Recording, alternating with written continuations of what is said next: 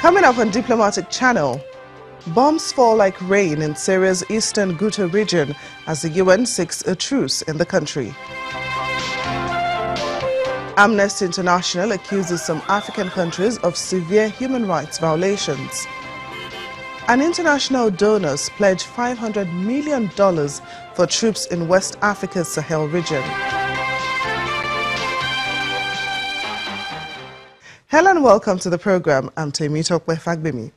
We begin this week in Syria, where the UN Security Council struggled to pass a resolution on a ceasefire in Syria after the vote was delayed several times. Russia wanted changes to a draft that calls for a 30-day calm to allow for aid deliveries and medical evacuations. But Western diplomats accused Russia, Syria's key ally, of stalling for time. France also warned that failure to act may spell the end of the United Nations itself. Amid fierce bombardment of the eastern Ghouta region, the Syrian government has denied targeting civilians, saying it is trying to liberate the region from terrorists, but the death toll continues to rise.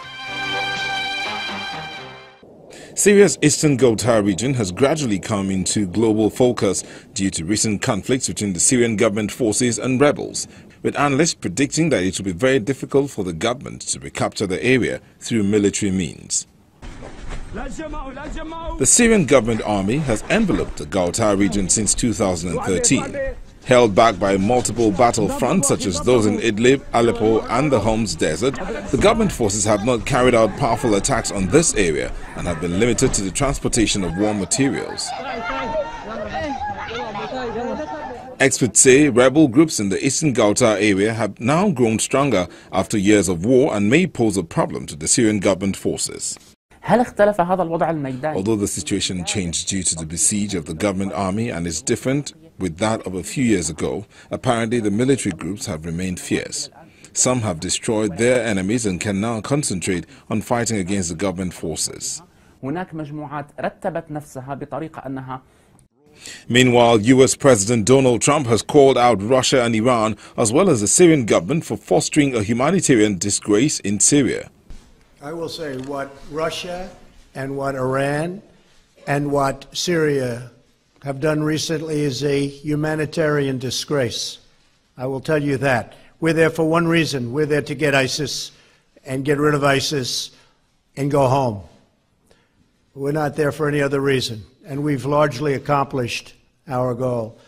But what those three countries have done to people over the last short period of time is a disgrace.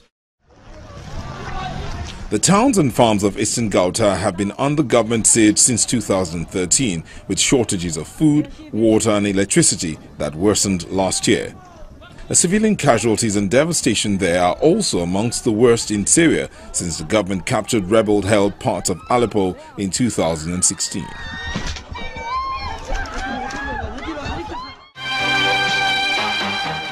For 7 years now, the world has been seeing heartbreaking images coming out of Syria. We've also been hearing reports of horrific crimes being committed in the war-torn country. Those that have the power to end this war shake their heads and are outraged when confronted with the evidence of war crimes in Syria.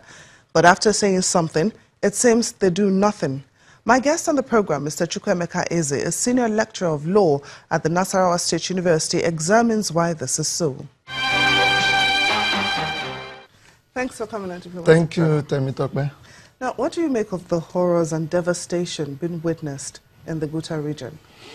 It's horrific, but it has been trailed by what happened in Aleppo in 2016. The same amount of horror was unleashed on Aleppo in 2016 by the Syrian government, aided by Russia, which came into the scene in 2015. So basically, it's benumbing and tormenting to the memory.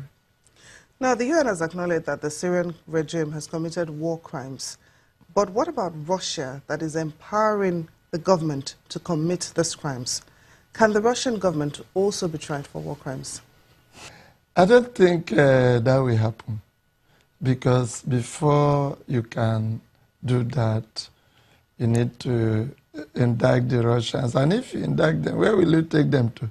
To the ICC. Russia is not a member of the ICC did not ratify the Rome Statute. So Pacta Sunt Servanda agreements are meant to be kept, will not apply to Russia.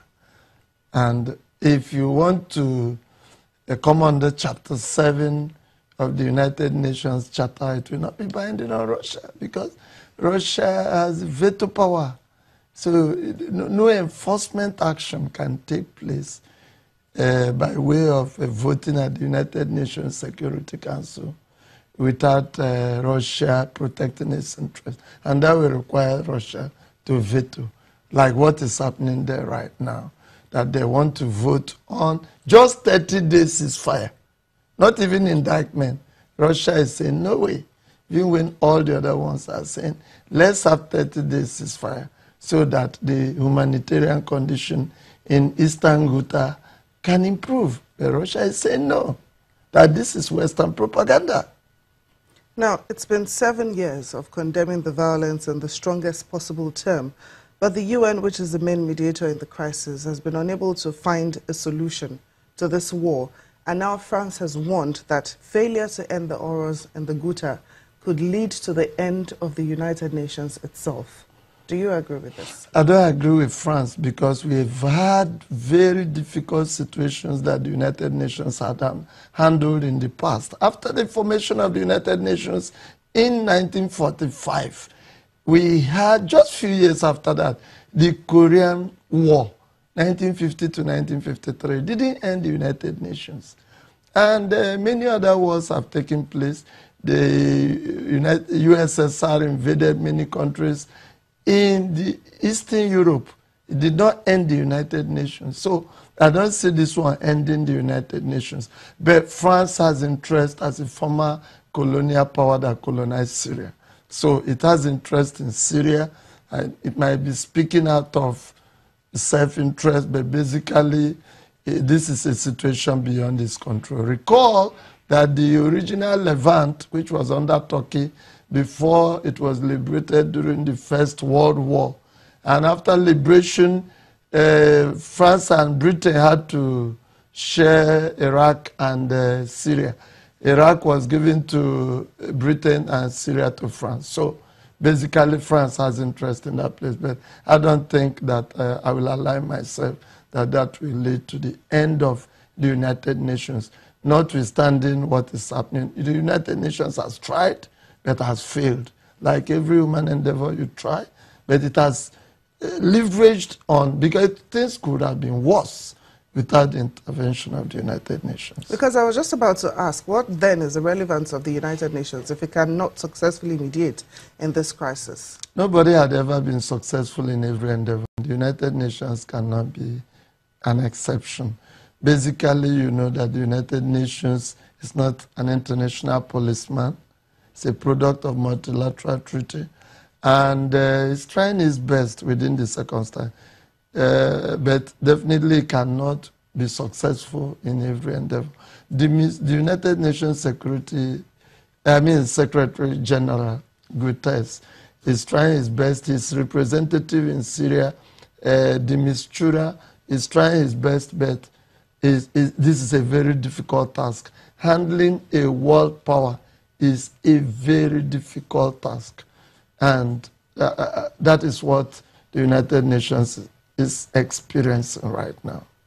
Now, the CNN has reported that Russia has sent its most advanced fighter jets to Syria, which could potentially increase the level of danger to U.S. forces operating inside the country.